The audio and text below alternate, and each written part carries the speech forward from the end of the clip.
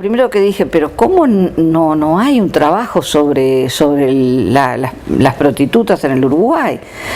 Y bueno, es una temática que había sido soslayada, las causas no las sé, tal vez desde el punto de vista de la academia ser considerado un tema menor, un tema que no aportaba demasiado, y en el caso de la historiografía, podríamos decir, de inclinación feminista, habían preferido rescatar a mujeres que habían resaltado, digamos, por distintos motivos, o bien obreras, ¿verdad?, que habían tenido un protagonismo muy importante, líderes del movimiento sindical, o poetisas, o de repente trabajadoras sociales, pero ese colectivo anónimo no había trabajos.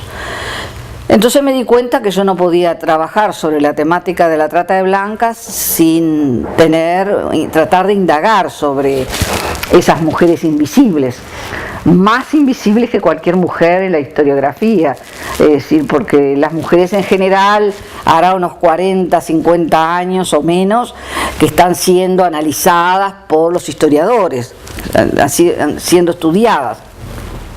Entonces, me aboqué a trabajar simultáneamente sobre los dos temas. Sabían perfectamente qué quería escuchar la policía o qué quería escuchar los jueces. Lo que a veces sí me dio otra cosa de que me podía acercar, y fueron casos excepcionales, cuando a veces en los prontuarios encontraba cartas de ellas, cartas a veces que habían sido rotas y que la policía las había vuelto a armar, digamos, cartas que no habían querido que la policía las encontrara y las habían encontrado. Entonces ahí uno se acerca y empieza a ver ciertos elementos donde los clichés que uno a veces utiliza o que la propia historiografía ha utilizado respecto a las prostitutas empieza a desmoronarse, ¿no? Son seres mucho más complejos, y nos tenemos que acercar a ellas desde esa complejidad. No una cuestión maquietada, buenos, malos, mujeres perdidas, víctimas, ponerle colgarle, ¿verdad?, todas esas etiquetas, sino que eran otra cosa. Y bueno, intenté hacerlo. En ese título, bueno, se refleja una posición respecto a la temática de la prostitución, ¿no? Entonces, el título Las mercenarias del amor me pareció que podía ser factible, porque era un título, era una denominación utilizada en la época. Tratar de no imponer de repente categorías o miradas que vienen desde mi presente, aunque la llevo arriba porque es una mochila que uno siempre lleva y no se puede desprender de ella, pero bueno, acercarme a lo que pensaban y a los términos que utilizaban, unas posturas de análisis que se han hecho sobre la prostitución que colocan a la prostituta en el papel de víctima. La prostituta es la víctima, la sociedad es la victimaria. Entonces, ese maniqueísmo de que ahí está la víctima y acá está el victimario, bueno, yo traté de no seguirlo, traté de acercarme, y creo que logré, en el libro hay algunos ejemplos de casos de mujeres que logran dejar ese papel de victimaria, porque ¿qué pasa? Las prostitutas, la forma de acercarse a las prostitutas son dos maneras, o las que las ven como víctimas o las que las ven, ¿verdad?, como casi delincuentes, ¿no?, de mujeres perdidas. Es como un ritmo binario, como una mirada binaria, y yo no quería eso. Yo quería, porque todo ser humano, todos nosotros, no nos pueden encasillar en una dinámica binaria, Somos muchas cosas, y a lo largo de nuestras vidas, de repente somos víctimas como somos victimarios, ¿no? Depende de las circunstancias.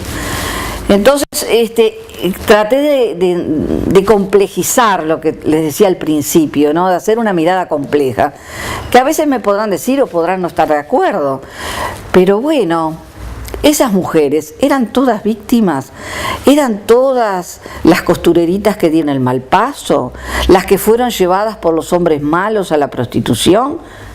Bueno, entonces ahí empecé a dar cuenta que eso no era así. Y después empecé a rechazar cuando algunos historiadores, tomando determinadas fuentes, miran el fenómeno de la prostitución a través de esas fuentes. Es decir, por ejemplo, cuando se analizan los discursos sobre la prostitución en el periodo, bueno, les parece que ese discurso es la realidad. Entonces, lo que hay que saber distinguir, que una cosa es el discurso y otra cosa es la realidad. Y lo que tenemos que tratar de ver, que es muy complicado, es cuál es la relación de la realidad con el discurso.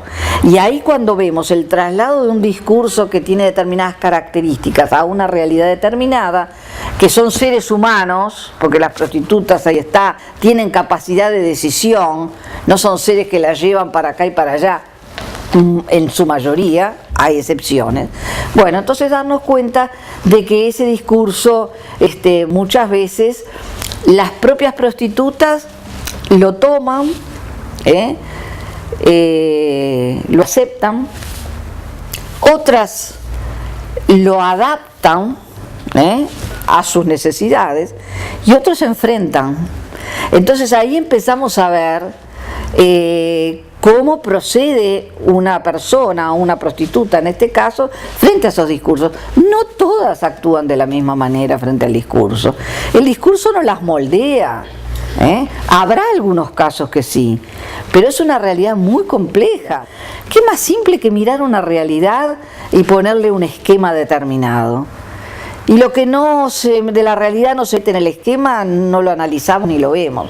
Entonces, en este caso yo empecé a darme cuenta que había trabajos que habían muy interesantes, pero que habían privilegiado mucho el discurso, por ejemplo, de los médicos o el discurso jurídico, y habían dejado de lado un poco. Entonces yo lo que trato, claro, la diversidad.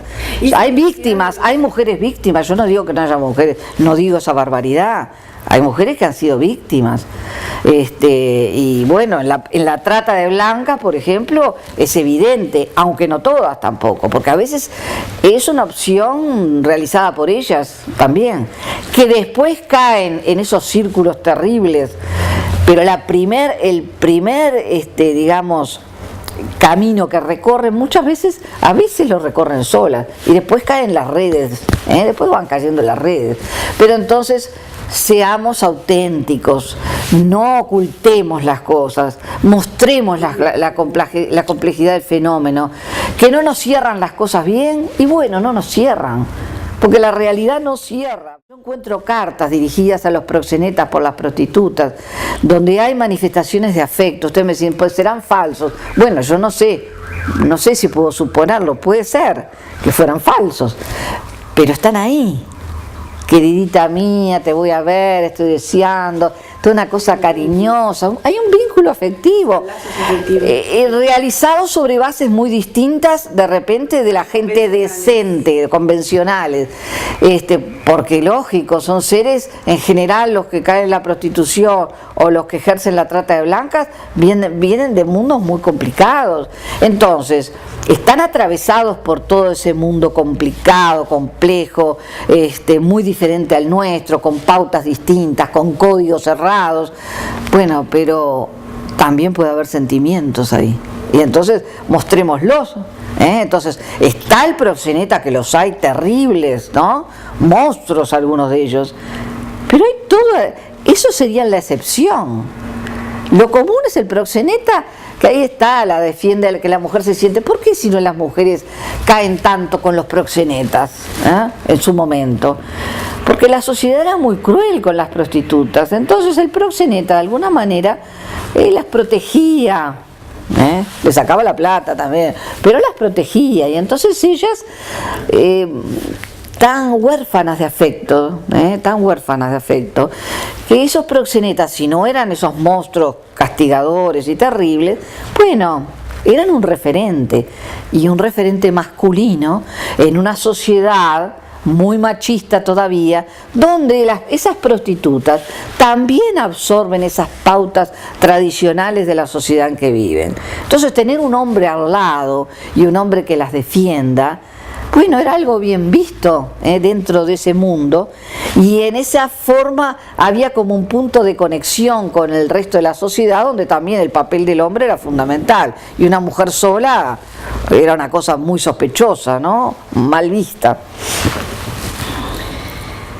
En esa construcción del discurso que vimos en el pasado, ¿puede tener continuidad en el hoy? Bueno, algunas continuidades sí, hay cosas que han cambiado, ¿no? Pero hay ciertas continuidades.